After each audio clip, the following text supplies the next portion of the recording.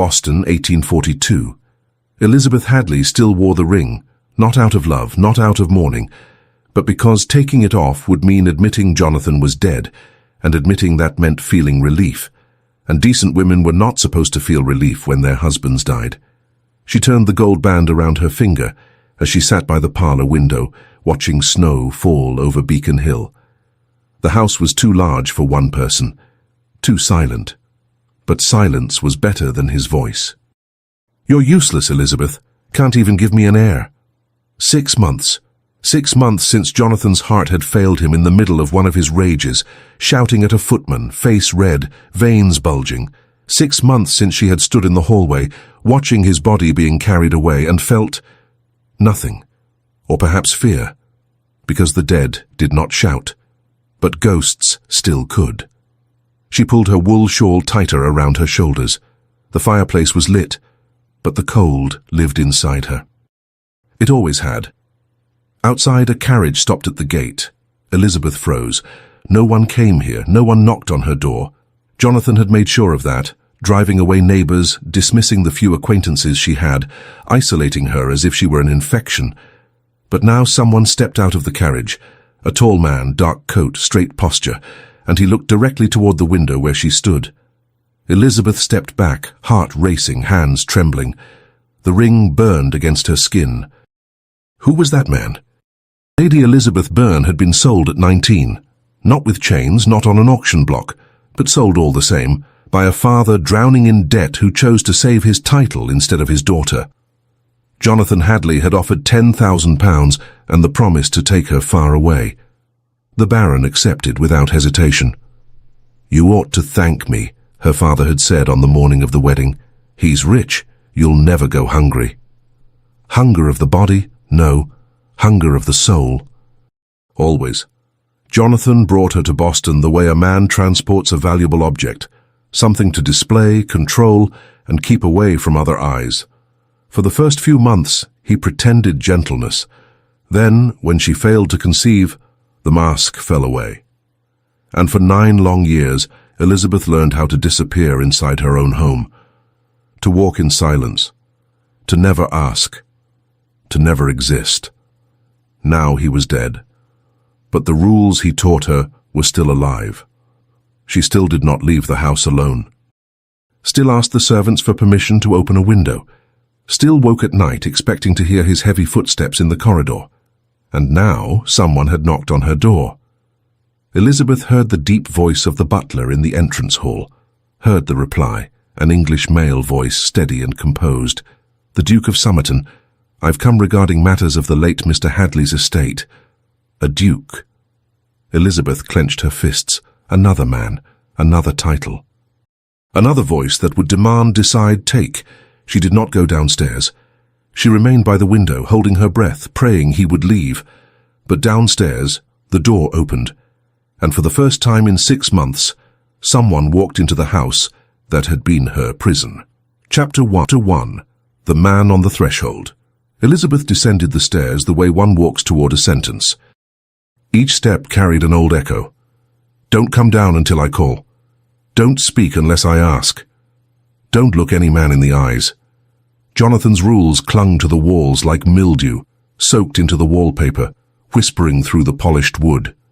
She reached the last step and stopped, hands pressed against the black folds of her morning gown. Black, always black. She had worn it for 6 months, but it felt as though she'd been wrapped in darkness for a lifetime. The butler, Mr. Peters, waited by the library door, his face unreadable. Jonathan had hired him. Jonathan had hired everyone. No one in the house belonged to her. "Milady," Peters murmured, "the Duke of Somerton insists on speaking with you. He says it is a legal matter." Legal. Contracts, property. Things men decided while women signed wherever they were told to. Elizabeth nodded silently, and Peters opened the door. The library smelled of old leather and ink. Jonathan had spent hours locked in here, drinking, muttering over ledgers, slamming drawers. She had never entered without permission. Even now, with him gone, crossing the threshold felt like trespass. But the man standing by the fireplace did not belong to that place of shadows. He was tall, taller than Jonathan had been, broad-shouldered beneath a dark travel coat, brown hair slightly tousled as though he'd ridden for hours without rest. And when he turned, his eyes, blue, clear, startlingly perceptive, met hers with something she had not seen in years. Not possession, not contempt, surprise. "Lady Hadley," he said, and his voice was different, not sharp, not impatient, simply human. "I apologize for the intrusion. I'm David Carrington, Duke of Somerton." He bowed, a real bow, brief and informal, but genuine. Elizabeth froze. She did not know how to respond. Jonathan had never bowed to her. No one had. Your Grace," she whispered, her voice hoarse from disuse. She barely spoke. There had been no one to speak to. "I wasn't expecting visitors." "I imagine not," he replied, and there was a gentle note beneath the words. He stepped forward, then stopped, noticing her retreat. "I came from England to settle matters regarding my cousin, Lord Geoffrey Carrington.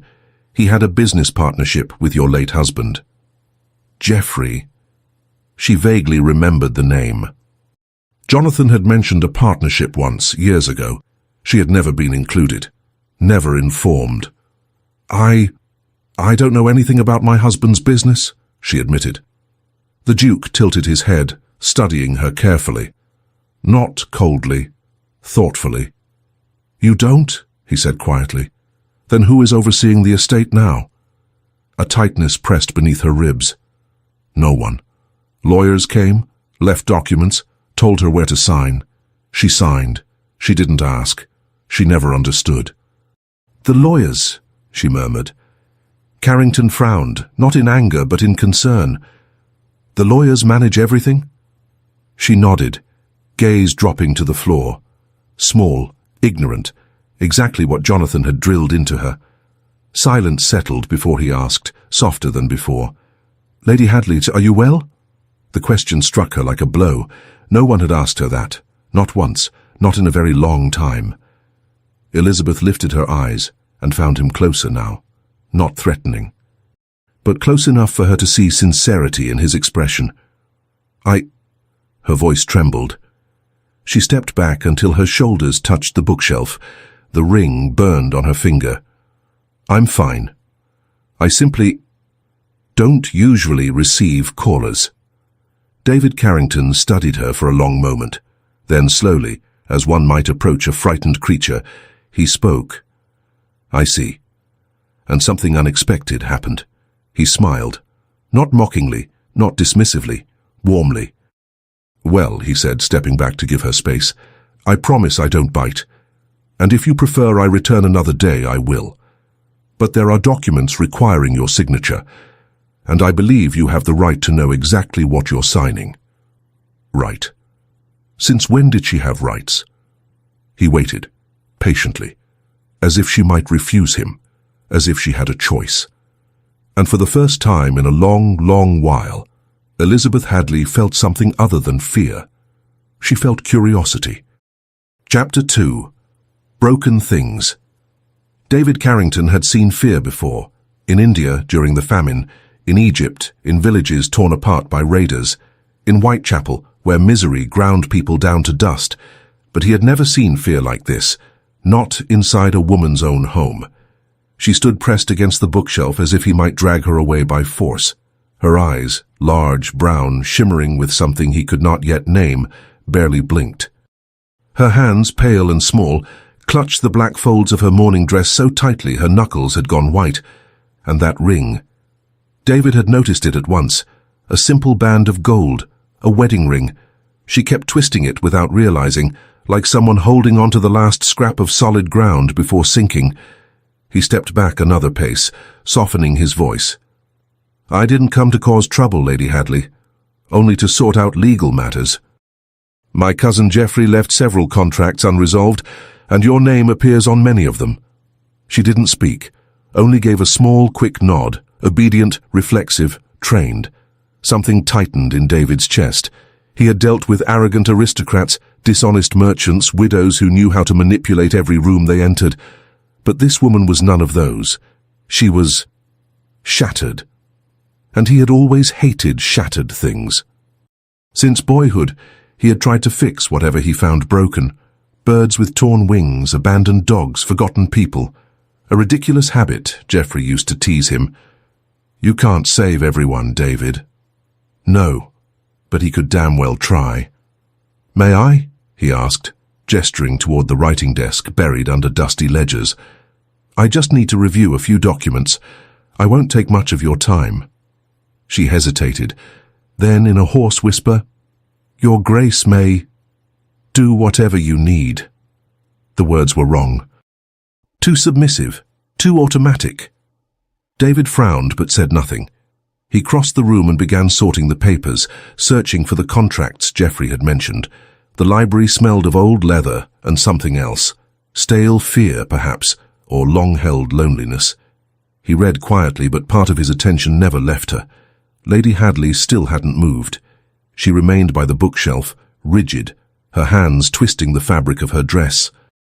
Her eyes drifted to the window, to the snow falling outside, as if wishing to be anywhere but here.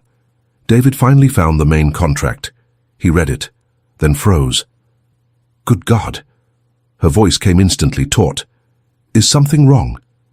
He lifted his head. She was even paler than before, if that were possible. Not wrong, he said slowly. But did you know you are co-owner of 3 warehouses in the Boston harbor? She blinked. I know. And that you hold shares in 2 shipping routes to London. Silence. David dropped the contract onto the desk. Lady Hadley, he said, keeping his voice even though irritation surged beneath it. Irritation not at her, but at the vultures circling her. You legally own half of this estate. Your husband structured the contract so that, in the event of his death, the assets passed to his direct heir. He had no children. That heir should be you. She stared at him as if he were speaking a foreign language. But the lawyers said I should sign... Sign what? She swallowed hard. Transfers, documents. They said it was necessary. David's jaw tightened. Of course. Lawyers. Men who saw widows as easy prey. He knew the type well. Do you still have the papers they asked you to sign? She nodded wordlessly, walking slowly, as though each step might crack beneath her, to a side drawer. She withdrew a bundle of papers tied with ribbon. David took them, scanned them, and felt cold fury ignite. Property transfers, sale of shares, renunciations of rights, all signed by her. All benefiting someone else, Jonathan's associates, undoubtedly, who were stripping her of everything while she didn't understand what she was signing. He dropped the stack harder than he intended. These men are robbing you. Elizabeth flinched at the sharpness in his voice. He drew a breath, forcing calm. I'm not angry at you, he said gently. I'm angry at them. She didn't answer, but her expression shifted, not to confidence, not yet, but to something faintly alive, a flicker of awareness. What? What does your grace suggest I do? David folded his arms, thinking. There were ways to undo this, appeals, challenges, but it would take time, lawyers, and she clearly trusted no one, with good reason. He studied her, really studied her. She was beautiful, in a quiet, fragile way. A thin face, wide haunted eyes, a mouth that looked as though it had forgotten how to smile. The black dress weighed on her like a shroud. A widow, alone, exploited. Geoffrey would have said, "This isn't your problem, David. Sign the papers and go home." But David had never been good at walking away from someone left in ruins. I suggest, he said slowly, that you stop signing anything until I review it first. She blinked. Yes, and it would help me. He gave a lopsided, irreverent smile, the kind that irritated half the London aristocracy. Well, since I'm here, and since your finances are technically tangled up with my late cousin's, let's say I have a personal interest in ensuring no one cheats you. She was quiet for a long time, then barely audible. Why? The question caught him off guard. Because he hated injustice. Because she looked like a bird whose wings had been clipped. Because no one should live this terrified inside their own home. But what he said was simply, because it's the right thing to do.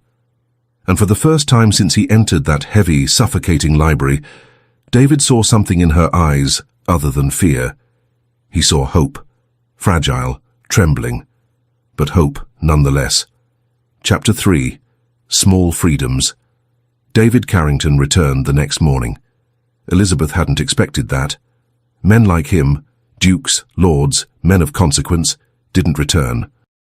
They handled what needed to be handled, issued instructions and moved on, leaving others to obey in their wake. But at 10 o'clock sharp, the bell rang. And there he was. No heavy travelling coat this time. He wore a dark blue wool waistcoat over a crisp white shirt, the sleeves lightly rolled as if he'd come straight from real work, rather than aristocratic duties. His hair was slightly mussed again, and he smiled, not at her but at the butler, as though Peters were an old acquaintance. "Good morning, Mr. Peters. Is the mistress available?" Mistress, not Lady Hadley, not the widow. Mistress, as if she had authority, as if the house belonged to her. Peters glanced up the staircase, startled. Elizabeth stood there, hands clenched in her skirts. She wore the same black dress as yesterday. She had others, all black, but this one hid her best. Hid everything. "Your Grace," she murmured when she reached the bottom step. "I didn't expect that I'd return." He grinned as though deeply amused. "Well, I brought something I thought you might like to see." He lifted a leather portfolio. "Documents?" Her stomach knotted. More papers, more words she wouldn't understand, more blind signatures, but he shook his head. "Not exactly, may I?" He gestured toward the library. She nodded wordlessly and followed. David spread the papers across the desk with the careless confidence of a man unafraid of clutter. Elizabeth remained near the doorway observing. He didn't move like Jonathan. Jonathan was rigid, every gesture precise and meant to intimidate. David moved, freely, as if nothing in the world frightened him. "Here," he said, pointing to a set of pages. "These are the original contracts your husband signed with my cousin Geoffrey, and these," he tapped another pile, "are the documents the lawyers asked you to sign." Elizabeth stepped closer, cautiously. "See the difference?" He pointed at a clause. "In the originals, you're listed as co-owner. Here, in the new papers, your name is gone. Everything is being transferred to a Mr. Whitfield. Do you know him?" She frowned. "He was one of Jonathan's business partners." "Was," David repeated dryly. "And now he's trying to steal your share." Steal. The word hit like a blow, harsh, but undeniably true. I didn't know." "Of course you didn't," he said gently. There was no accusation in his voice, and only understanding. They counted on that. He leaned back, arms crossed, studying her. "Lady Hadley, may I ask something?" She nodded, tense. "Why did you sign without reading?" The question should have sounded like a reprimand, but it didn't. It sounded like genuine curiosity. Elizabeth lowered her gaze. "Because that's what I always did. Jonathan never explained anything. He just told me where to sign, and I signed." Silence settled between them. Then his voice came softer. "And if he had told you to sign your own death warrant?" She gasped at the bluntness. David wasn't smiling, but he wasn't being cruel either. Just honest. "I'm not judging," he said. "I'm trying to understand. Because I need to know this. Do you want to understand these documents? Or do you prefer that I simply take care of everything and tell you what to do?" The question hit harder than anything else. No one had ever asked her what she wanted, not once. I don't know," she whispered. He tilted his head. "You don't know if you want to learn? Or you don't know if you're capable?" Her eyes stung. She blinked quickly. "I don't know if it matters," she murmured. "Even if I understand, I'm still just a woman. Men will still make the decisions." He was silent for several long seconds. Then, slowly, David stood and walked toward her, not fast, not looming, but with quiet purpose, stopping a respectful distance away. "Lady Hadley," he said, voice steady, "you control a considerable fortune, property, shares, influence. And yes, the law has its limits, but that does not make you powerless. She held her breath. "What it means," he continued, "is that you need allies, not masters. Allies, people who explain, not command. And if you'll have me, I can be one of them." Ally. The word felt dangerous, strange. Men were never allies to women like her. They were owners, judges, punishments. But he waited, patient, as though her answer truly mattered. Elizabeth looked at the papers on the desk, numbers, clauses, words that had always been a foreign language. "Could you explain?" she whispered. "Not just tell me what to do, but teach me?" David's smile was soft, not triumphant, but approving. "With pleasure." They spent the entire morning in the library. David went through each clause slowly, translating the legal jargon into simple language. At first, Elizabeth merely listened, quiet and tense, but then she began to ask small, timid questions. "And this? What does irrevocable transfer mean?" "It means once you sign, you can't undo it. It's permanent." "I signed something permanent without knowing?" "Yes, but we can challenge it. There are legal precedents for overturning contracts signed under coercion or misinformation." She blinked. "Coercion?" He met her eyes solemnly. "Were you ever told you had a choice?" She said nothing, because the answer was obvious. "No," he concluded gently. "Then it was coercion." At noon, Peters knocked to announce lunch. David stretched his shoulders. "Well, I suppose I've imposed on your hospitality long enough." Elizabeth hesitated, sitting comfortably for the first time in years. Will you return?" He looked surprised. Then warm amusement lit his face.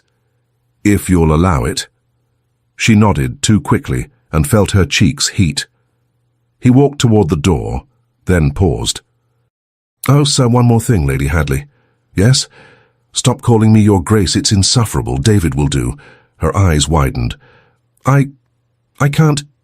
"You can," he said with a wink. "I give permission."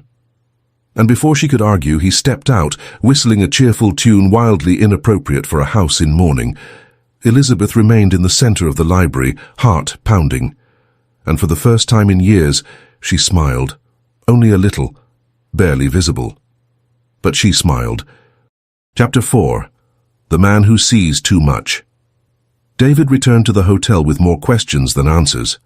The Parker House was the finest establishment in Boston, luxurious, noisy, full of American merchants who talked too loudly and laughed even louder. Normally he found the chaos refreshing, far more honest than the stiff, polished world of London's aristocracy. But today the noise grated on him. He went straight to his room, tossed his coat over a chair, and poured himself a glass of whiskey. He drank slowly, watching the snow drift across the city through the tall window. Lady Hadley, Elizabeth, he couldn't get her out of his mind. It wasn't attraction, at least, not only that.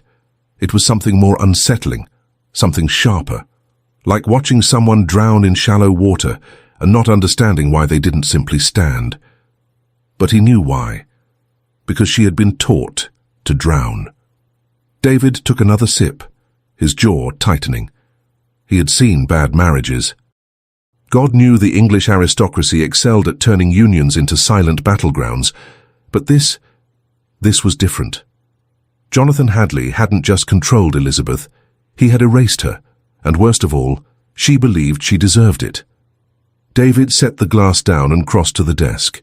He opened the leather folder he'd brought back and reviewed the contracts again. Whitfield. The man's name appeared in 5 different documents. Jonathan's business partner, and the primary beneficiary of 3 transfers Elizabeth had signed in recent months. David had met men like him before, widow predators. They lurked around grief the way vultures circled dying animals, arriving with sympathetic smiles and necessary papers, walking away wealthier while the widow was left with nothing. He knew the type, and despised every one of them, but something else in the papers bothered him. The dates.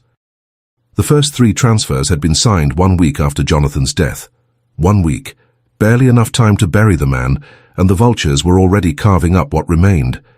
David closed his eyes and breathed deeply. "Control yourself, Carrington." He could almost hear Geoffrey's voice. "You get involved too easily, David. You can't save everyone, especially people who don't want to be saved. But Elizabeth did want to be saved.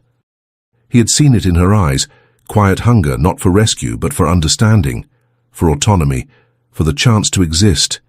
She just didn't know how. The next morning, David didn't go to her house. He went to the law office handling Jonathan Hadley's estate. The building smelled of fresh ink and ambition, polished wood, expensive paintings, and a secretary who looked at him with thinly veiled suspicion until David mentioned his title. Duke of Somerton. I'm here regarding the estate of Mr. Jonathan Hadley. The secretary's attitude changed instantly.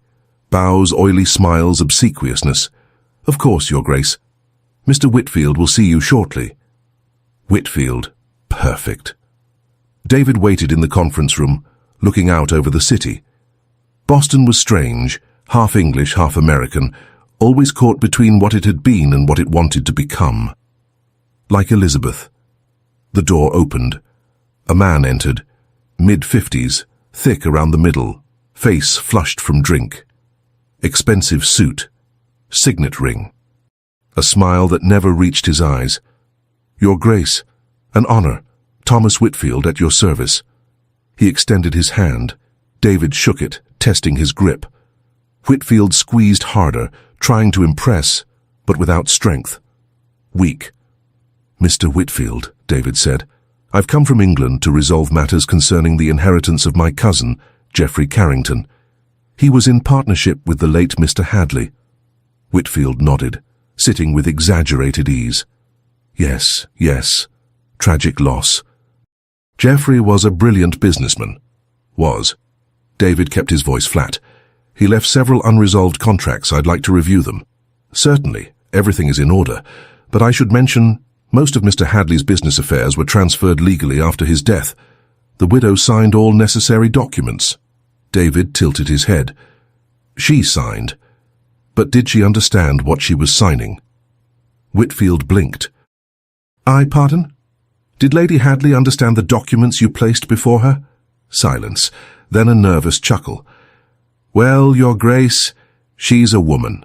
Financial matters are not precisely her area of expertise. David smiled, not pleasantly. Interesting. Because she is legally the co-owner of half of Jonathan Hadley's fortune, which means financial matters are her area of expertise, by right. Whitfield stiffened. Technically, yes. But you chose not to explain. David's voice sharpened. You relied on her ignorance. You made her sign transfers that benefited you personally. Whitfield's face turned a deeper shade of red. Your Grace, that is an outrageous accusation. Everything was done within the law. Within the letter of the law, David corrected coolly. Not its spirit and certainly not its ethics. Whitfield rose, fists clenched. I don't know what the widow has told you, but she told me nothing, David interrupted, standing as well, taller, younger, far more dangerous, and he wanted Whitfield to feel that. She didn't need to. The contracts speak for themselves, and I am here to inform you that from now on Lady Hadley will sign nothing without my review. Whitfield sputtered.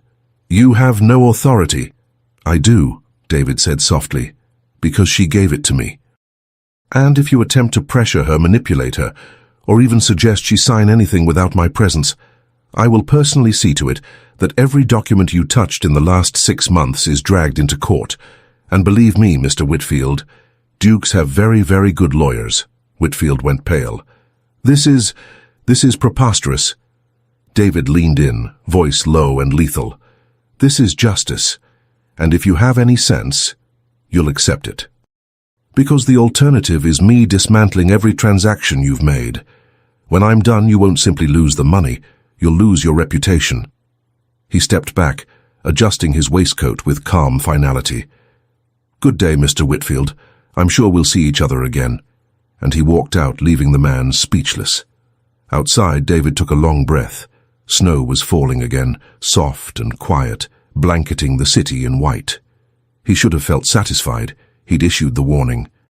He'd protected Elizabeth. He'd fulfilled his duty. But something still bothered him. Why do you care so much? Geoffrey's voice again. Because injustice infuriated him, yes. Because she was vulnerable, yes. But there was something else. He remembered the way she had looked at him yesterday when he explained the contracts, those large brown eyes filled with quiet hunger, not for affection, but for understanding, for possibility, for a life she had never been allowed to imagine. And David, damn him, couldn't look away. He shoved his hands into his pockets and began walking, back toward Beacon Hill, back toward her, because whether he wanted it or not, Elizabeth Hadley had become his responsibility, and David Carrington never abandoned his responsibilities, even when he should. Chapter 5. The first question. Elizabeth woke before dawn, not from a nightmare, not from fear, but because for the first time in years she had something to look forward to. He was coming back today. He had said he would. David. She still couldn't bring herself to think of him that way, not aloud, not even in the privacy of her own mind. Dukes were not David. They were your grace, your lordship, distant men who lived in worlds far above hers. But he had asked, "Stop calling me your grace, it's irritating." Elizabeth sat up, pulling the wool shawl around her shoulders. The house was cold, it always was. Jonathan had never allowed too many fires to be lit. Coal costs money, and you do nothing to deserve it. But yesterday David had instructed Peters to light every fireplace in the house. "It's far too cold in here," he'd said, as if it were the most obvious thing in the world, as if she deserved warmth. She rose and walked to the window. Snow blanketed Beacon Hill, white, clean, still, beautiful. She used to hate snow. Jonathan hated it, therefore she was supposed to hate it too. But today, the snow looked different. At 8 she went down for breakfast. Peters was in the hall adjusting the candlesticks, and he looked genuinely startled to see her. "Milady, good morning." "Good morning, Peters." She almost never spoke to him. She almost never spoke to anyone. But today the words came easier. He hesitated. "Milady, the Duke of Somerton sent a message. He said he will call at 11 o'clock, if it is convenient." If it is convenient, as though her convenience mattered. Elizabeth nodded, something unfamiliar blooming in her chest. Lightness, perhaps. "Tell him he will be welcome." Peters allowed himself a small, discreet smile. "Yes, milady." She spent the morning in the library, rereading the documents David had explained the day before. Numbers, clauses, words that finally meant something. Irrevocable transfer, renunciation of rights, co-proprietor. She was a co-proprietor. She owned property, money, power, and she had never known. Jonathan had ensured that, kept her ignorant dependent silent, and when he died, other men, Whitfield, the lawyers, simply continued the work. Women were not meant to know, only to sign.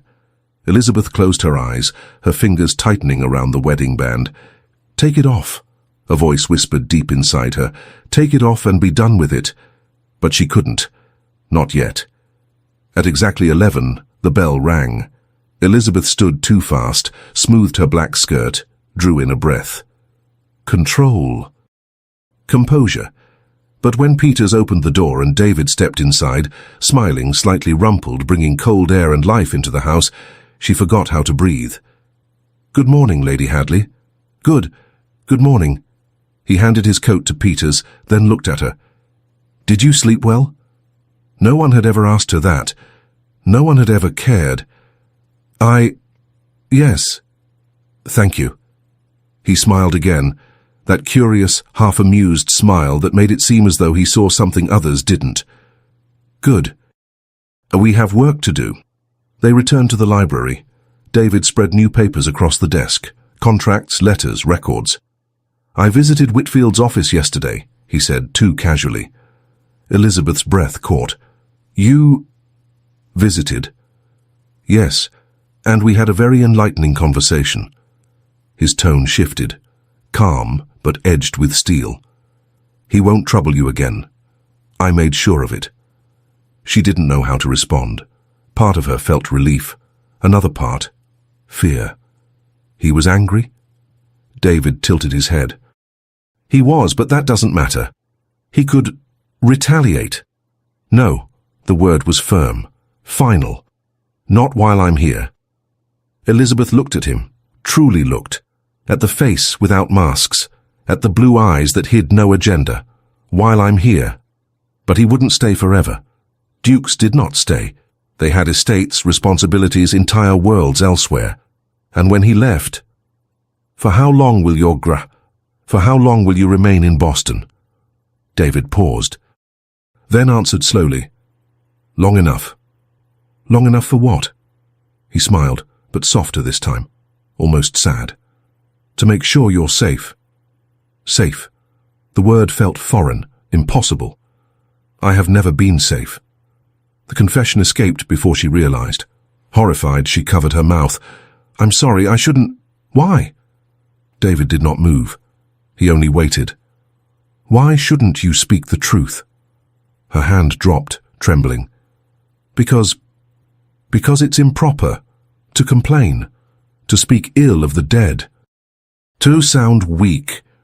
He watched her hands twisting in her lap, hands conditioned to expect punishment for the smallest honesty.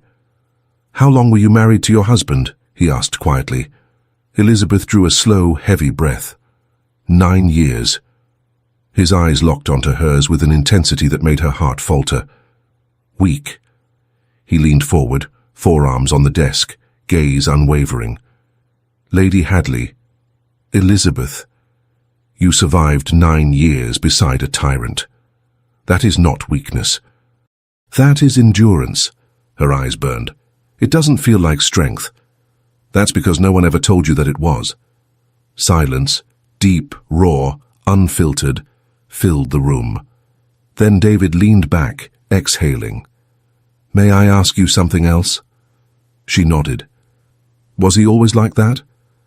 Elizabeth closed her eyes. No. At first, he pretended. Kindness. Attention. But after the wedding, she swallowed hard. When it became clear I wouldn't conceive, everything changed. David's jaw tightened. I blamed you. It wasn't a question. Yes. Her voice barely held. He said I was defective, useless, that the only reason he'd married me was to secure an heir. And I couldn't even do that. Rage flickered across David's face, sharp, righteous, but he didn't lash out. He inhaled deeply, mastering himself. And your father? His voice dropped. Did he know? Elizabeth let out a broken, bitter laugh. My father sold me, David. She didn't notice she had used his name, but he did. And something shifted in his eyes, something dangerous, something protective. Sold, he repeated slowly. Yes, he was drowning in debt. Jonathan offered £10,000, and my father accepted without hesitation. She glanced down at the ring. He said I should be grateful, that it was fortunate Jonathan wanted me as a wife. David closed his eyes, his jaw clenched. When he opened them, the softness was gone, replaced by something fierce. Listen to me, Elizabeth. He rose, walked to her and stopped a single step away. Your father was wrong. Jonathan was wrong. And every man who ever made you believe you were less than you are was wrong. She looked up, unable to speak. You are not defective. You are not useless. You are not weak. He hesitated, then offered his hand. And if I can help you believe that, then I'll have done something worthwhile. Elizabeth stared at his hand. Men did not offer hands. They demanded obedience, they took. But David waited, patient, gentle, slowly trembling. She placed her hand in his, and when his fingers closed around hers, warm, steady, certain, something inside her cracked open. Not from pain, from relief. They stood like that for a long moment, just holding hands, just existing. Then he stepped back, releasing her with deliberate care. Well, he said lightly, as if breaking a spell, enough melancholy for today. We have contracts to demolish. Elizabeth blinked, then let out the tiniest surprised laugh. David grinned. Ah, so you can laugh. Her cheeks warmed. I forgot how. Then, he said with a wink, I'll simply have to remind you. And as he returned to the desk, whistling that infuriatingly cheerful tune again, Elizabeth felt something she hadn't felt in years. Strength. Fragile. Frightened. But alive. Chapter 6. The Man Who Shouldn't Stay. David knew he had been staying far too long. It had been a full week since he arrived in Boston. A week reviewing contracts, confronting lawyers, spending long mornings in Elizabeth's library while snow fell quietly outside. A week watching her change. Small things at first. She no longer stepped back when he entered a room. No longer held her breath when he came near.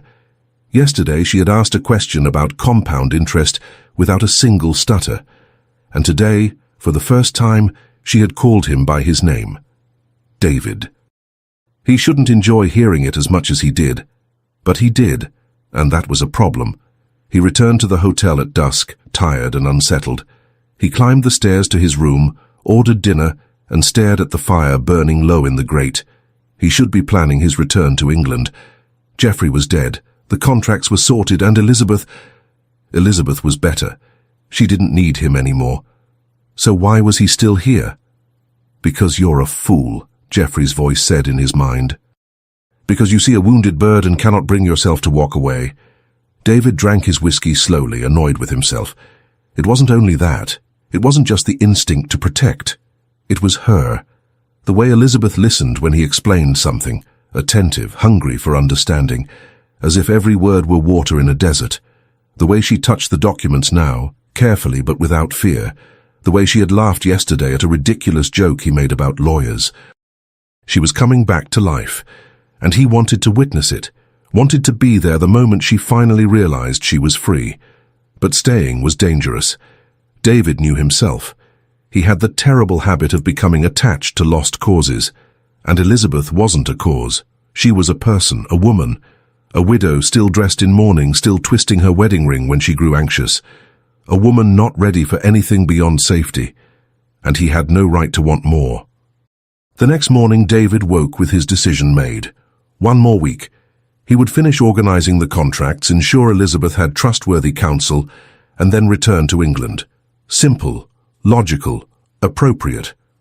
But when he arrived at the Beacon Hill house at 11 o'clock, and Peters led him to the library, and Elizabeth turned from the window with a shy smile, the first true smile he had ever seen from her, every logical thought dissolved. "Good morning, David." She said his name naturally, without hesitation, and something in his chest tightened. "Good morning." He removed his coat, trying to sound casual. "Did you sleep well?" "Yes." She hesitated, then added softly, "I dreamed of gardens." David raised an eyebrow. "Gardens?" A faint flush warmed her cheeks. "I used to love gardens. Before. At my father's estate in Hampshire there was one. I spent hours there. And here?" He nodded toward the window, where the small yard lay buried under snow. "There's no garden?" Her gaze dropped. Jonathan didn't like them. He said they were a waste of time and money. Of course he did, David thought darkly, because he was a controlling bastard. But what he said aloud was, "Then make one." She blinked, startled. What? "Make a garden. You own this house now. You may do whatever you like." She stared at him as if he had suggested she command the tides. I can't simply—" "You can." He crossed his arms, smiling. "Who would stop you? Jonathan is dead. Whitfield is terrified to come near you, and I think gardens are an excellent idea." Silence stretched between them, but her eyes were shining, not with tears, with something far more dangerous, possibility. "A garden," she repeated, testing the word. "In the spring?" "In the spring," he confirmed. "And if you want, I'll help plan it. I know nothing about flowers, but I can pull stones and dig holes." She laughed, softly, unexpectedly, as though the sound surprised her, and David, curse him, felt like a conqueror hearing his first victory hymn, over a laugh, over her. They spent the morning reviewing more contracts. David explained port fees, tea imports, and how Elizabeth could renegotiate the terms to regain full control.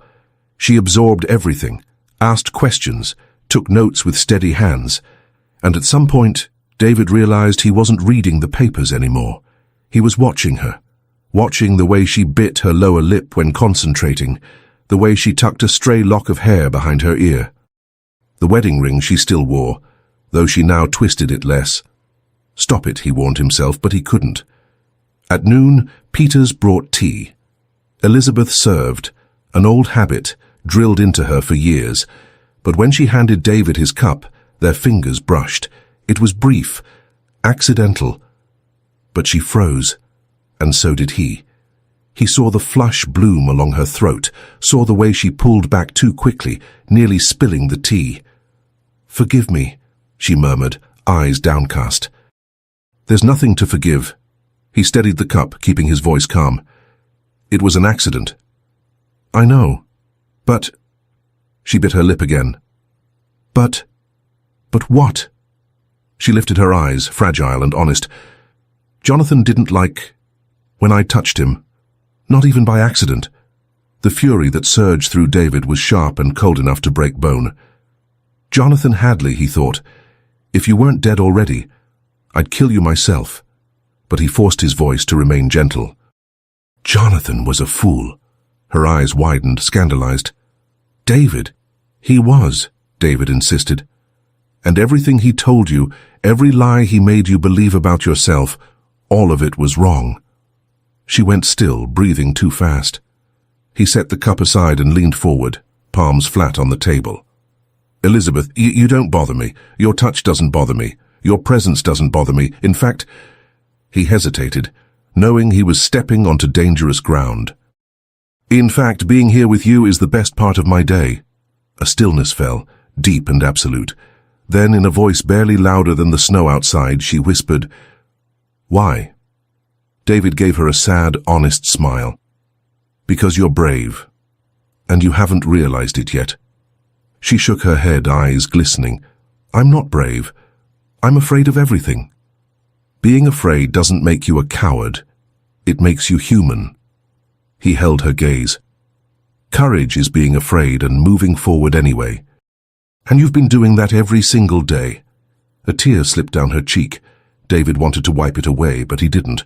Not yet. She still feared touch, still wasn't ready. But she did not look away, and for now, that was enough.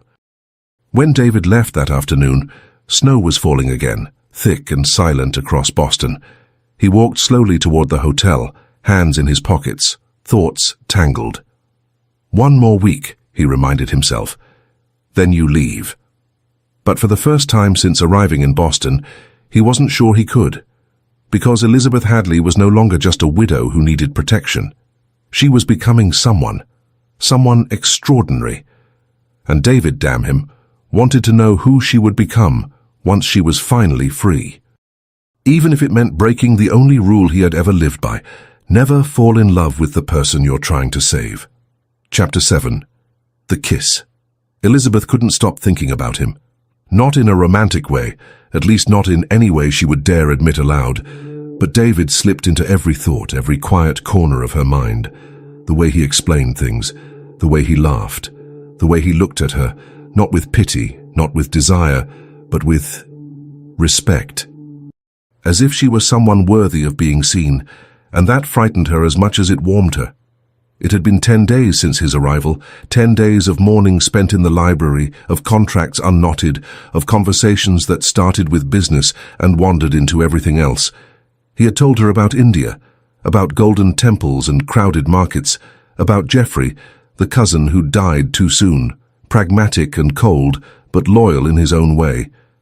She had told him about Hampshire, about the rose garden, about the mother who died when she was 12, about the father who never forgave her for being born a daughter instead of a son, and somewhere between words and silences, something had shifted. She didn't know its name, but she felt it. That morning, David arrived earlier than usual. At 9, the bell rang, and there he was, snow tangled in his hair, a smile on his face, and something wrapped in brown paper tucked beneath his arm. "Good morning, Elizabeth." She didn't correct him anymore. Didn't ask him to call her Lady Hadley because being Elizabeth felt right. "Good morning, what is that?" He handed her the package, eyes bright with a quiet sort of pride. "Open it." She hesitated, then untied the string. Inside was a book. Green leather, cream-colored pages, the faint smell of fresh ink. The title gleamed in gold, "The Cultivation of Roses in New England." She looked up, stunned. "David." "For the garden," he said, slipping his hands into his pockets as if he hadn't spent hours searching for it. "Thought it might help when spring comes." Elizabeth pressed the book to her chest, something tight and aching rising in her throat. No one had ever given her gifts. Jonathan had bought jewelry, necklaces and earrings, but they were symbols of possession. "Wear this to dinner. Show them you belong to me." But this was different. David had given her something she wanted, something that recognized who she was. "Thank you," she whispered. I don't know what to say." "You don't have to say anything." He grinned. "Just promise you'll plant roses, and let me dig the holes." She laughed, and this time the sound came easier. "I promise." They spent the morning reading together. David sat beside her on the library sofa, not too close, but close enough that she felt the warmth of him, and they flipped through the book, discussing rose varieties, planting seasons, the stubbornness of New England soil. Elizabeth couldn't remember the last time she'd felt light. No fear, no rules, just her, David, and the possibility of a garden. "This one," she said softly, pointing to an illustration. "Damask rose. My mother loved them." David leaned in, studying the page. "They're beautiful, and I imagine they smell wonderful. Yes, the scent is unforgettable." She traced the drawing with her fingertip. "My mother used to say roses were like people, some delicate, some resilient, but all of them in need of care." David was silent for a moment. Then he said quietly, "She sounds like a wise woman." She was. Elizabeth smiled sadly. "She taught me to love beautiful things." My father taught me to fear them." "And Jonathan?" The question was gentle, but it carried weight. "Jonathan taught me I didn't deserve anything." David turned fully toward her. "And do you believe him?" She hesitated. A week ago she would have said yes. A week ago she would have lowered her eyes and whispered apologies. But now, no. The word came firm, steady. "Not anymore." David's smile wasn't triumphant. It was something much deeper.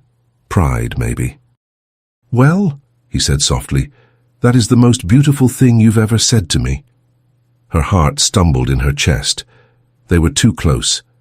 Close enough for her to see the faint lines around his eyes, the thin scar on his brow, the way he looked at her, as if she were precious.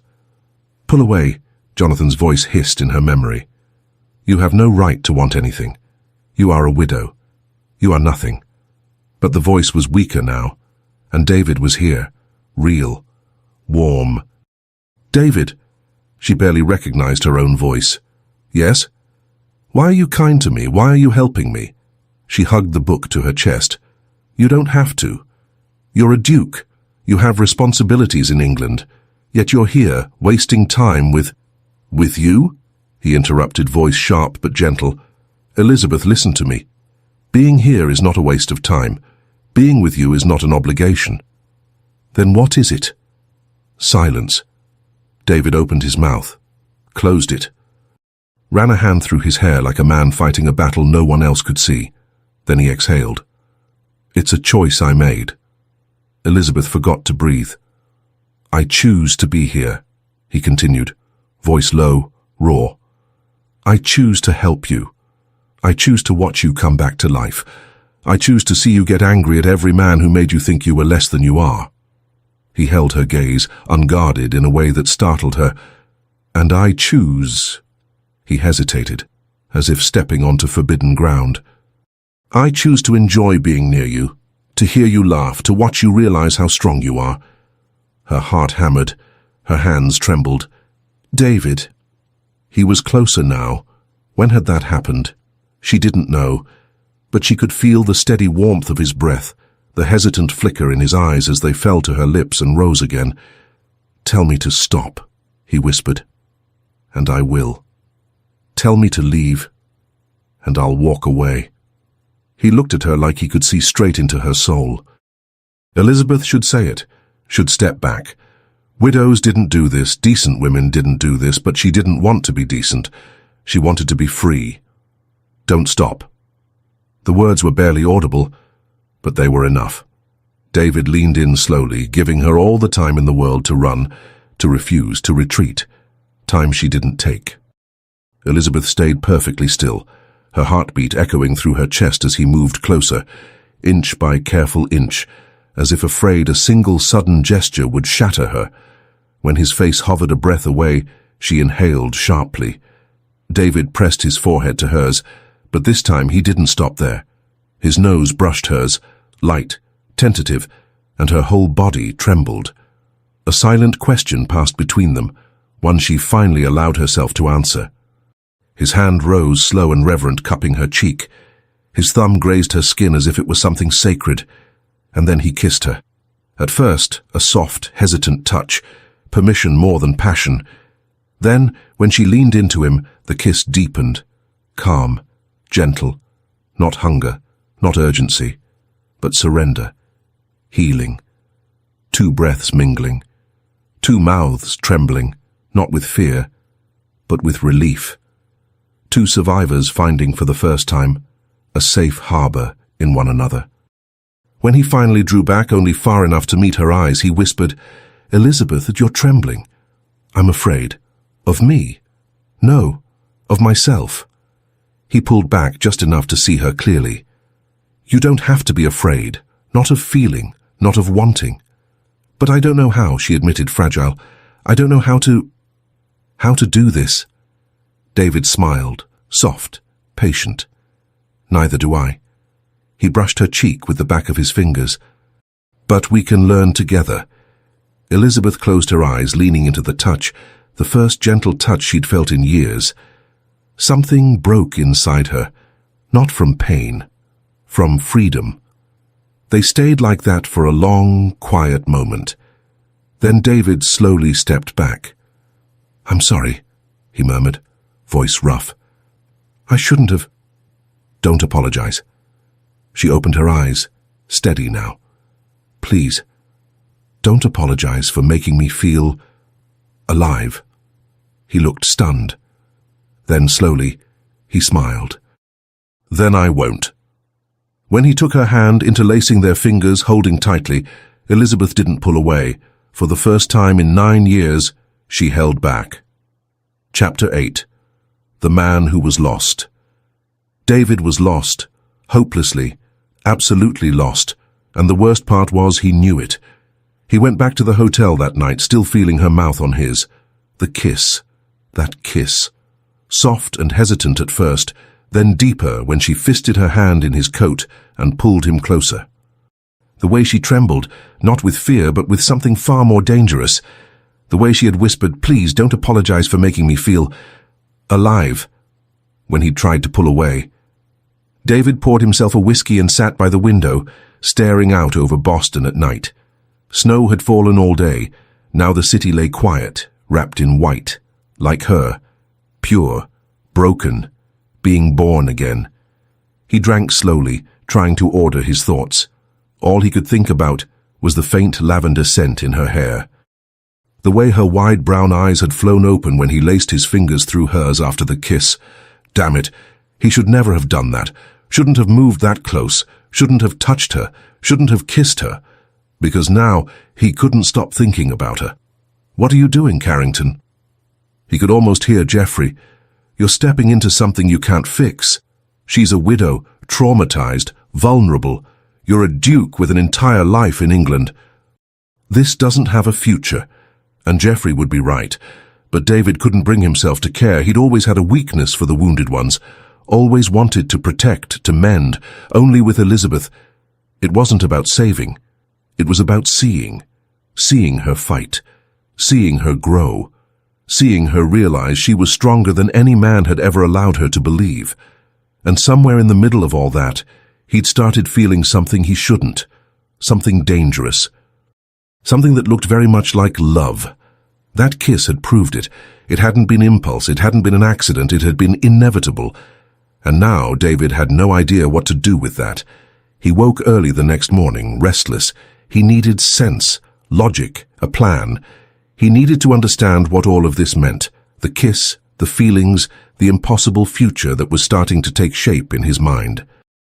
But when he reached the Beacon Hill house at 10 o'clock, and Elizabeth opened the door herself, not Peter's her, every trace of logic vanished. She wore a different dress, still black, but simpler. Her hair was pinned back more loosely. There was colour in her cheeks, at not much but enough to notice, and she smiled. A real smile, full and bright, reaching all the way to her eyes. "Good morning, David." He forgot how to form words. Good morning." She tilted her head, amused, and there was something new there. Confidence, maybe, or lightness. "Are you all right?" "No. I'm lost. I'm in love. I'm completely ruined," he thought. What he said was, "Yes, perfectly well." A lie. And from the look in her eyes, she knew it. They went back to the library, but the air felt different today. Lighter, closer.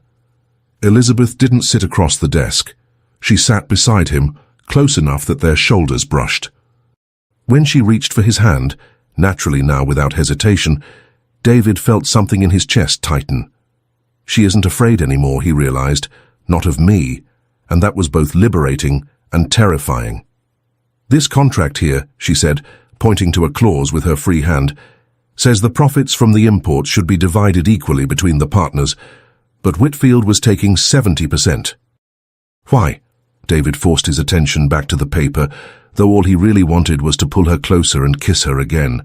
"Because he assumed you wouldn't read," he said, "and because technically he can argue he's covering operational costs, but—" He tapped another line. "Here it says costs are to be deducted before profits are split, which means he's lying." Elizabeth frowned. "So I can sue him?" David smiled. "You can. But court is slow and expensive. Better approach, renegotiate.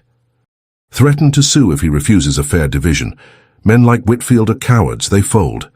She nodded slowly, thinking.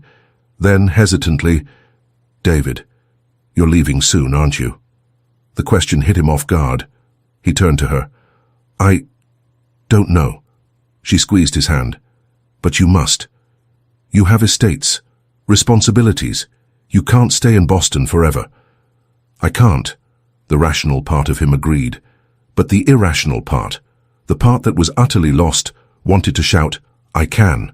I'll stay." "I won't leave you alone again," he settled on. "I do have responsibilities, but I also have stewards, agents, lawyers, people who manage things when I'm away." He paused, honest. "But no, I can't deny I'll have to go back to England."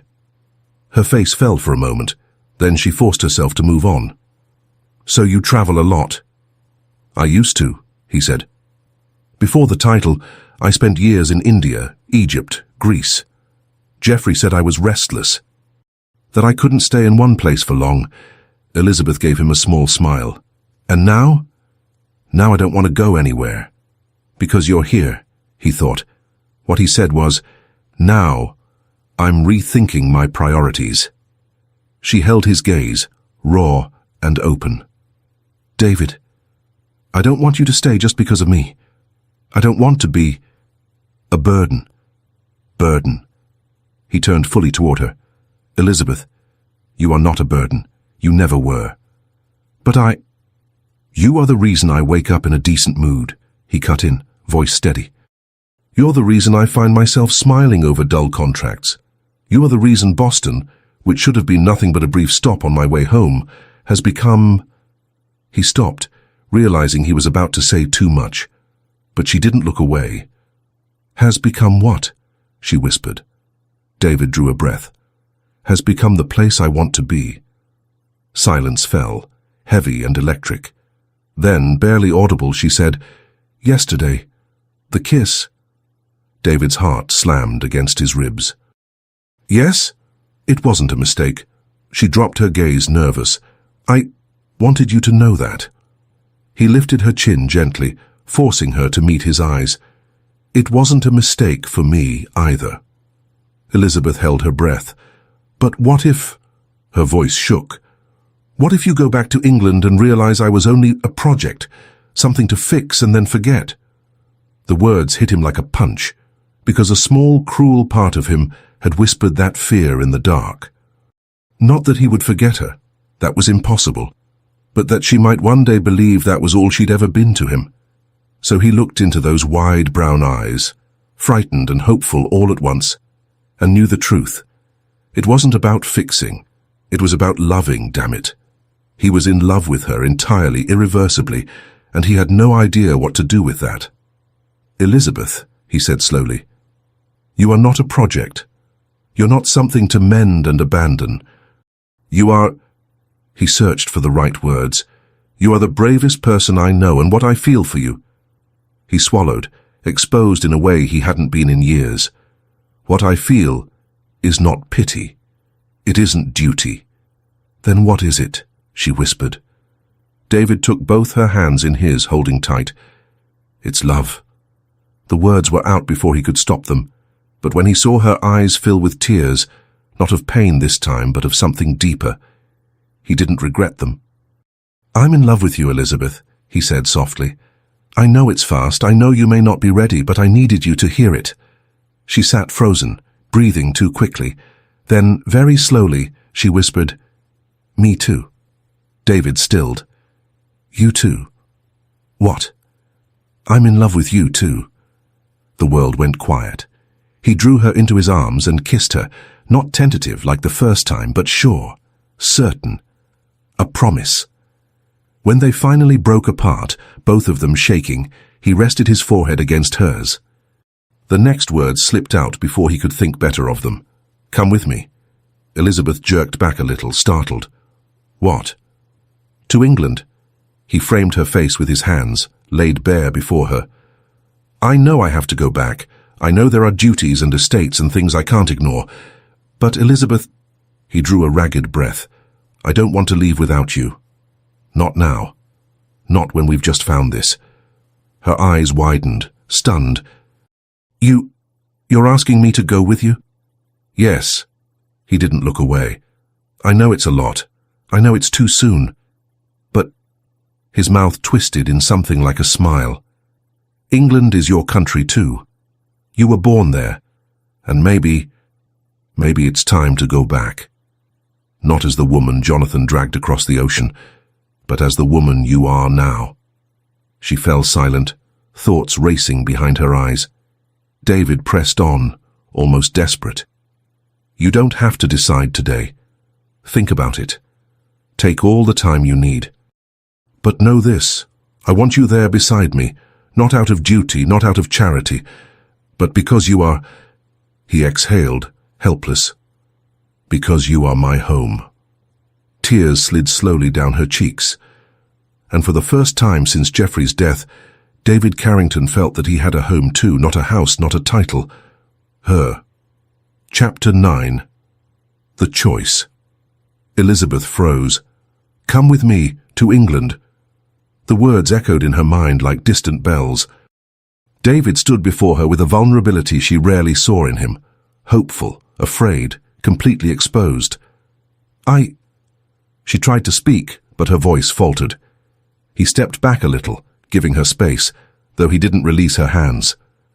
You don't have to answer now, he said quickly. I know it's a lot. I know it's... Frightening, she whispered, finally finding her voice. Yes. Elizabeth looked down at their hands. His, strong, warm, steady. Hers, pale, trembling, yet holding on. England. The word held weight, memory, pain. 9 years ago she had been torn from Hampshire, sold to a stranger, dragged to Boston like luggage. 9 years without touching English soil, 9 years of exile. And now, someone was offering her a way back, not as a prisoner, but as... What am I to him? As if reading her thoughts, David spoke softly. Elizabeth, I'm not asking you to be a secret mistress, or some sordid arrangement. I'm asking you to come home. To your home. England is yours as much as it is mine. But I have nothing there, she whispered. My father is dead. The estate was sold. There's nothing left. There's you, he said, tightening his grip, and there's the chance to start over, to see rose gardens again, to breathe Hampshire air, to be free. Free. The word struck like lightning. She glanced around the library, the house that had been her cage, the city that had never been hers, the country where Jonathan had buried her alive. Boston was not her home, it never had been. And if I go? She swallowed hard. What if I don't like it? What if it's too hard? Then I bring you back, he said simply. Or we go somewhere else. Italy, maybe. Greece, anywhere you want. And your responsibilities, the dukedom? David smiled, a crooked, honest smile. I told you I have excellent stewards and solicitors. They can manage things while I'm away. And I've learned something, Elizabeth. Responsibilities can wait. But you... His hand rose gently to her cheek. You can't. Elizabeth closed her eyes, leaning into the warmth of his palm. He loves me. He wants me to come. He isn't ordering me. He's inviting me. Choice. For the first time in 9 years, she had a choice. She opened her eyes. May I think? Just for a little while? David nodded, stepping back but watching her closely. Of course. Take all the time you need. That night, Elizabeth didn't sleep. She sat by her bedroom window, watching the snowfall, weighing the impossible decision. Stay or go. Safety or risk. A familiar prison or an unknown freedom. She thought of Jonathan, of 9 years spent in forced silence, constant fear, existing like a shadow. She thought of her father, the souled marriage, the roses she once tended, the girl she had been before everything collapsed. She thought of David, of the way he looked at her as if she were precious, the way he explained contracts with endless patience, the reverence in his kiss. And then she thought of herself. Who do I want to be? A widow hiding in Boston, terrified of living? Or a woman who plants roses, who laughs, who chooses? By sunrise she knew. At 8 in the morning she walked into the library. David was already there reviewing papers, but he stood as soon as he saw her. Elizabeth? Yes. He blinked. Yes? Yes. I'll go with you. Her voice was steady, startling even to herself. To England. For a heartbeat he didn't move. Then slowly, like dawn breaking, a smile spread across his face. A real one. Full of relief, disbelief, joy. Truly. She laughed nervously, but firmly. Yes. Truly. He crossed the room in 3 long strides and pulled her into an embrace, warm, strong, overflowing with promise. You won't regret this, he whispered against her hair. I swear. Elizabeth closed her eyes, sinking into the moment, feeling something she hadn't felt in almost a decade. Not just safety, anticipation. The following days were a whirlwind. David arranged everything, passage on a ship, documents, letters to his staff in London, preparing for their arrival. Elizabeth made decisions for the first time in years. She sold 2 of the warehouses Jonathan had left her, David advised, but the choices were hers. She kept 1 and the trade route shares. She hired new solicitors, and she dismissed almost all the servants. Not in cruelty. But because they had been Jonathan's people, his eyes, his ears, never hers, she kept Peter's. He had asked to stay. I'll care for the house, milady, he said softly, and I'll be here, if you choose to return. If, not when, as if he knew she may never come back. She also hired a companion for propriety during the voyage, Mrs. Dawson, an English widow wanting to return home. For appearances, David said with a wink, although between us, appearances are terribly overrated. She laughed, and realized laughing was becoming easy. The night before departure, Elizabeth returned to her bedroom. The room of 9 years, 9 years of quiet tears, 9 years of winter. She opened the drawer. The wedding ring lay inside, cold and gold and dead. She lifted it, held it, stared at it for a long time. Then she walked to the window, opened it to the icy air, and dropped the ring into the snow below. It vanished without a sound. Elizabeth smiled. "Goodbye, Jonathan." She closed the window and left the room without looking back. David was waiting in the hall. "Ready?" Elizabeth looked at the house, the prison, the tomb, the place that was never a home. Then she looked at him, the man who had seen her when she was invisible, who had loved her when she thought love was something she didn't deserve. "Yes," she said softly, "I'm ready." He offered his hand. "Then let's go home." And when she placed her hand in his and walked out the door, choosing for the first time in 9 years, Elizabeth felt something she thought had died forever. Freedom. Chapter 10. The Crossing. David would never forget the moment Elizabeth stepped onto the SS Britannia. She paused at the top of the gangplank, looking back, at Boston, at Beacon Hill, at the house that had been her prison for so many years. The sharp March wind tugged at the black shawl around her shoulders. Mrs. Dawson stood beside her, quiet and patient, but Elizabeth didn't move. David climbed a few steps, stopping just below her. Regretting it? She looked at him, tears glimmering in her eyes, but something stronger beneath them. No, just saying goodbye. Goodbye to Boston. To who I was here. She drew a deep breath, turned toward the ship, and descended the gangplank. And when her foot touched the deck, David saw her shoulders loosen, as if some invisible weight had suddenly fallen away. "Welcome aboard," he said with a smile. Elizabeth returned it, tremulous but real. "Thank you." When the ship eased away from the dock, she didn't look back. She simply took his hand and looked forward, toward the ocean, toward England, toward home. The first days felt strange.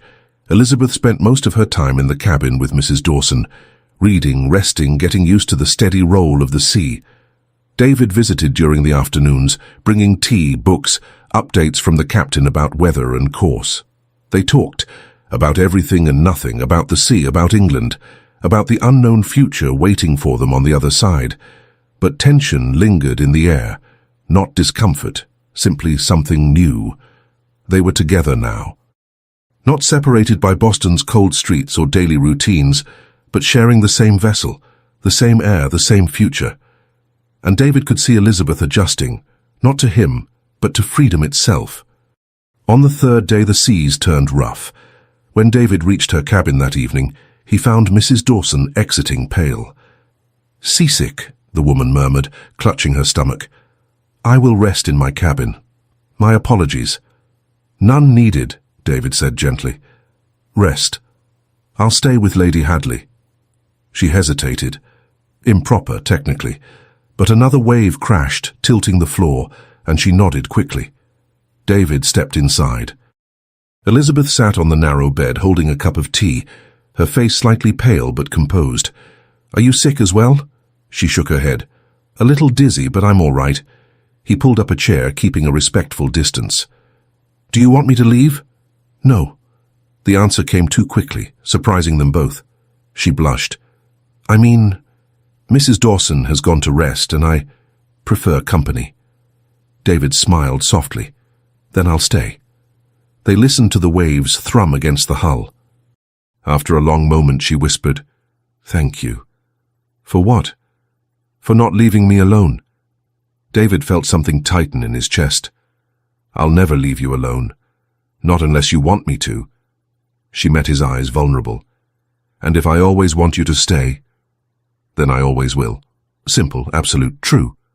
She set her teacup aside and extended her hand. He took it, threading their fingers together.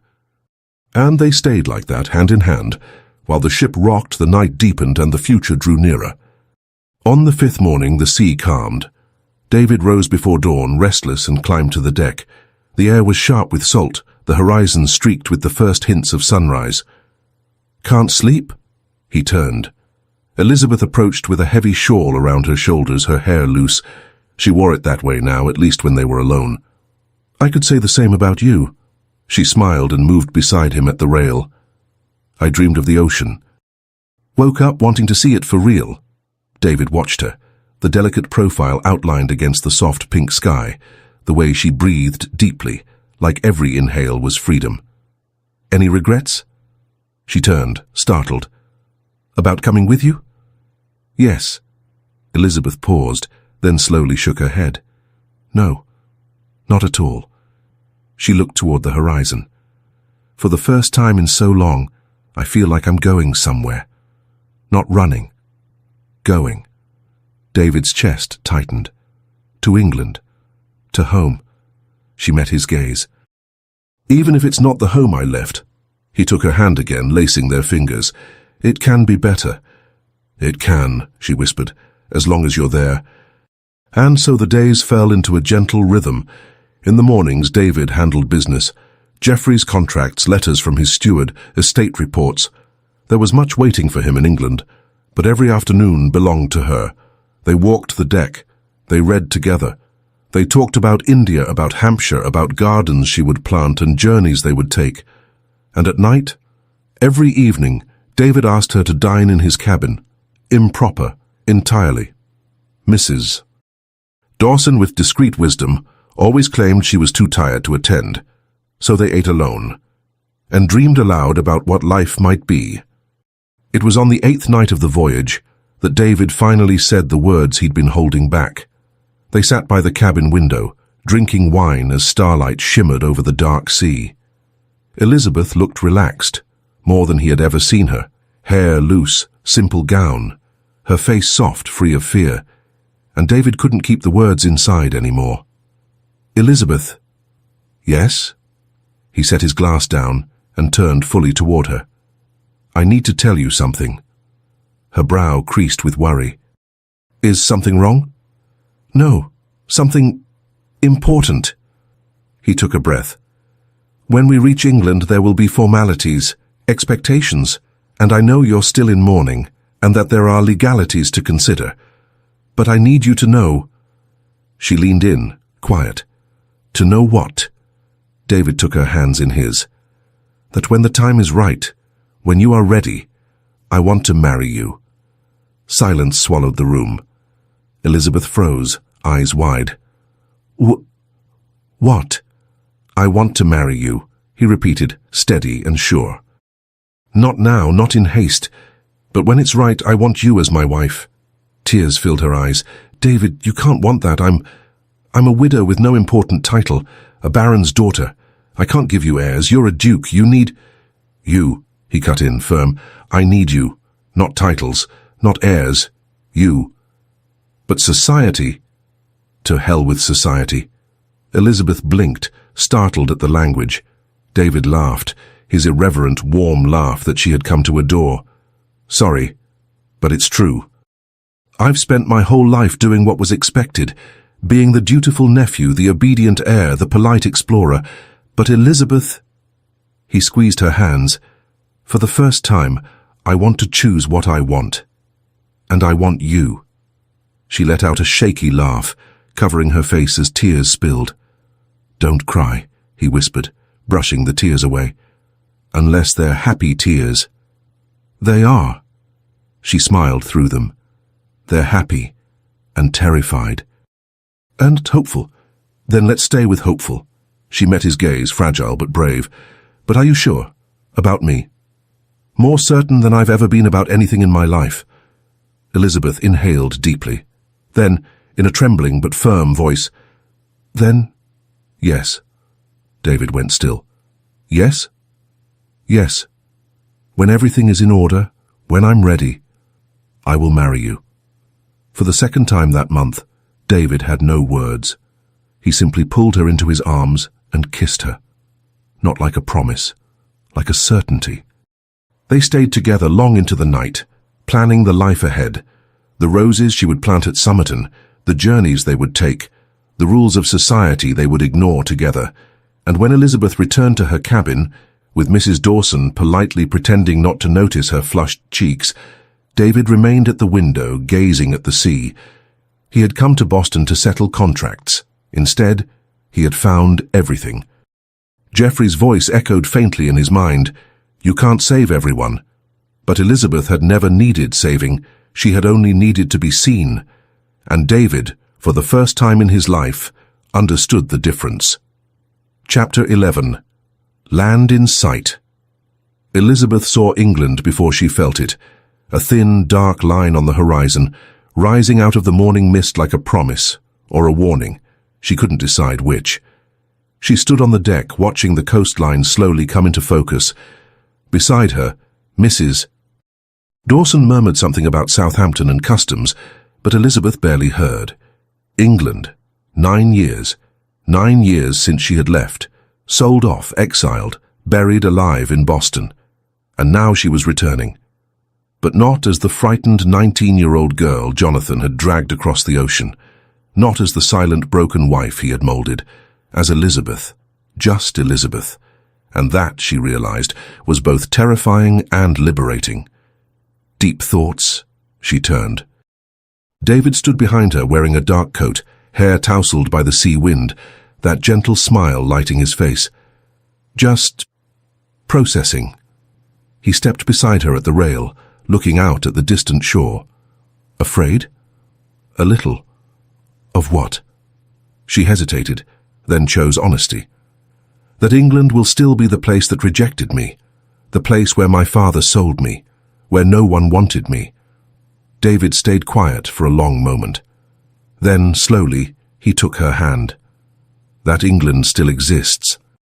But you aren't that girl anymore. She looked at him. I'm not. No. You're the woman who survived, who chose to return, who's going to plant roses, ignore half the social rules, and make me happy for the rest of my life. He smiled. And if anyone dares to reject you, well, they'll have to deal with me. Her eyes burned. You always know what to say. Not always. But with you. He lifted her hand and kissed her knuckles. With you the right words come easy. The ship docked in Southampton at noon. Elizabeth walked down the gangway slowly, feeling solid ground beneath her feet for the first time in 12 days. It felt strange, too steady, after so long rocking with the sea. David offered his arm. Mrs. Dawson followed behind them, quiet as ever. The port was a chaos of voices, sailors shouting orders, crates being unloaded, families reuniting or saying goodbye. And Elizabeth, in the middle of it all, inhaled deeply. England. The air was different, colder than Boston, more humid. It smelled of salt, fish, coal, and something else, something familiar. Memory, she realized.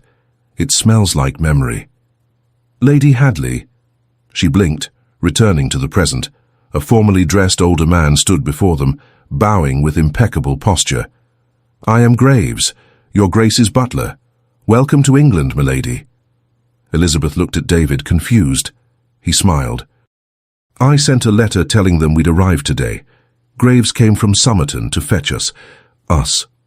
The word warmed her. Thank you, Mr. Graves, she said, finding her voice. He smiled. Just a small lift of the lips, but genuine. It is an honor, milady. They travelled by carriage. Mrs. Dawson parted ways in Southampton. Her family lived in Brighton, and she was eager to return. Elizabeth thanked her sincerely. The woman had been kind and unobtrusive. Now it was just Elizabeth and David in the carriage, crossing through the English countryside toward Derbyshire. Elizabeth pressed her face to the window, drinking everything in. Rolling green fields, sheep grazing lazily, tiny villages with stone churches, narrow dirt roads framed by living hedges. So different from Boston. So English. And with every mile, something inside her loosened. Beautiful, isn't it? David asked, watching her instead of the scenery. Yes. I'd forgotten. Hampshire is farther south. We could visit if you'd like. She considered. Her father's estate was gone, sold years ago. There was nothing left for her there. But maybe the rose garden was still standing. Maybe there were memories worth revisiting. Maybe someday, she said softly. David nodded, not pushing, and she loved him for that. They stopped at an inn at dusk. David had reserved separate rooms, always mindful of her reputation, even though Elizabeth was beginning not to care quite as much. Widows in England had more freedom, after all. They ate dinner in a private room, lamb stew and warm bread, talking about the last leg of the journey. We'll reach Somerton tomorrow afternoon, David said as he sliced into his bread.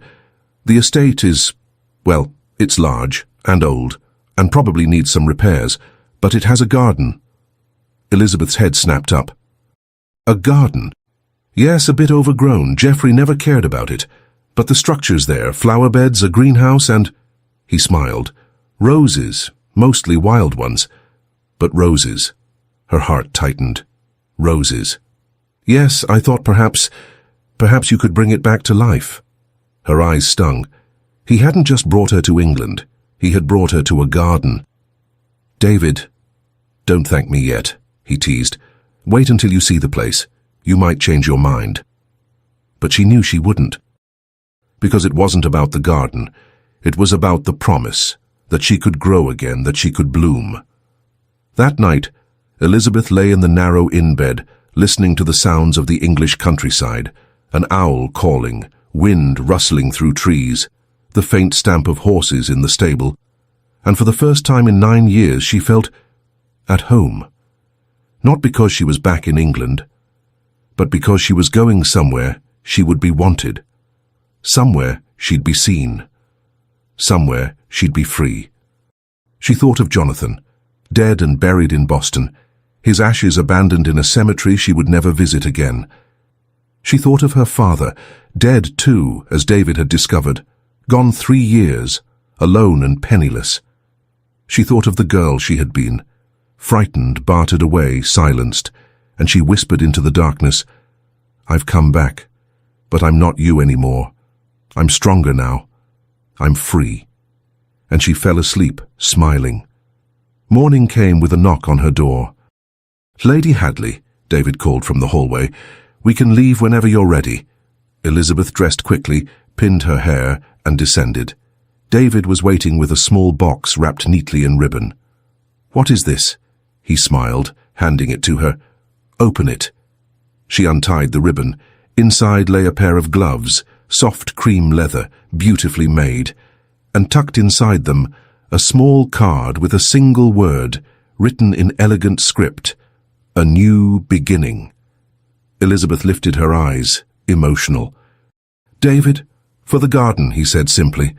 Whenever you're ready. She pressed the gloves to her chest, tears spilling freely. Thank you. No need to thank me. He wiped her tears with his thumb. Just be happy. That's all I want. And as they climbed into the carriage and set off, the final stretch toward Somerton, toward the future, Elizabeth held the gloves in her lap and smiled. A new beginning. Yes, she was ready. Epilogue. Somerton Hall, Derbyshire. 6 months later. Elizabeth woke to the scent of roses, not the artificial sweetness of sachets or candles, but the living perfume drifting in through the open window, fresh, warm, promising spring. She smiled before her eyes even opened. Spring. 6 months since she arrived at Somerton. 6 months since she stepped into the abandoned garden and decided to rebuild it. 6 months since she stopped being merely the widow of Jonathan Hadley and began becoming herself. She rose, slipped on a simple robe and walked to the window. Below, the garden stretched wide and full, trimmed hedges, clean paths, and at its heart the flowers she now loved more than anything. Roses, damask roses, wild roses, pale blush, soft pink, deep crimson. Some she had brought from nearby nurseries. Others had bloomed from the old dying bushes she rescued with careful pruning and patient hands, just as David had done with her. She touched the windowsill, watching the rising sun paint everything gold. Home. Somerton had become home. Not immediately. At first it had been strange, too large, almost overwhelming. But slowly, room by room, day by day, she had learned to inhabit it, to laugh in its corridors, to drink tea in its library, to walk barefoot through its gardens when no one was looking. And David had become everything, not her savior, not her owner, her partner. They still weren't married. Elizabeth had observed 4 additional months of mourning, not for Jonathan, but for the conventions she was not yet ready to ignore completely. But mourning had ended. And now? Now the wedding dress hung in her wardrobe, waiting. 2 weeks. In 2 weeks, she would marry David in Somerton's small chapel before a handful of guests, the only ones who mattered. And then it would be official. She would be the Duchess of Somerton. But more importantly, she would be his, and he, hers. They were married in the small chapel of Somerton, surrounded by roses and quiet blessings. No grand ball, no swarm of guests, only a few trusted friends, the loyal servants and Graves, who discreetly wiped a tear when David kissed the bride. When they stepped out of the chapel, husband and wife, Duke and Duchess, partners in every sense, rain began to fall in soft silver drops, as if the sky itself offered its blessing. David laughed and pulled her close, shielding her with his coat. But Elizabeth lifted her face to the rain, letting the cool droplets touch her skin, and smiled. "Don't shelter me from this," she whispered. "Let me feel it." Because for the first time in her life, rain was not punishment. It was promise. They were happy. Not perfectly. There were hard days, memories that still ached, scars that would never fully disappear. But they were happy in the only way that mattered, with truth, with choice, with freedom. David kept her safe, not by locking doors, but by opening every one of them and saying, "Choose, always choose." And Elizabeth did. Every day she chose love, she chose life, she chose herself, and she discovered that safety wasn't a fortress or a vow. It was knowing she would never be alone again. 5 years later, Elizabeth was kneeling among the rose bushes when she heard laughter, bright, high, joyous. She turned. A 3-year-old girl, with brown curls and bright blue eyes, ran across the lawn, chased by David, who pretended to be a terrible monster. "Papa, no," the girl squealed, giggling. "I shall catch you, Lady Charlotte," David growled dramatically. Charlotte shrieked and darted straight into Elizabeth's skirts, hiding behind her. "Mama, save me," Elizabeth laughed, scooping her daughter close. "I'm saving you, see, monster, she's safe in my arms." David stopped, pretending great defeat. "Oh no! Defeated again!" Charlotte beamed triumphantly, and Elizabeth, holding the little girl. The child doctors once told her she would never have, the child who had come despite everything, looked at David. He smiled. That familiar, beloved smile, full of love, full of promise. And Elizabeth knew, with absolute certainty, she was safe. She was home, she was free, forever.